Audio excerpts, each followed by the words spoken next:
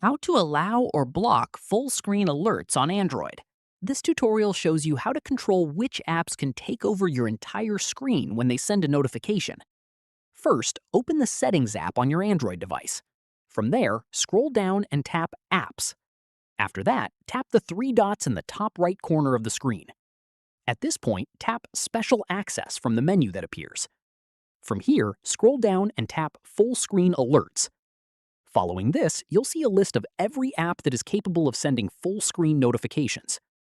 After that, go through the list and toggle on any app you want to allow full screen alerts for, like your phone or alarm app, or toggle off any app you want to stop from taking over your screen. Finally, changes apply straight away, so the next time one of those apps sends a notification, it will behave according to whatever you set here. That's how you allow or block full screen alerts on Android. If this helped, give it a like, subscribe for more tutorials, and ring the bell so you catch the next one. See you then!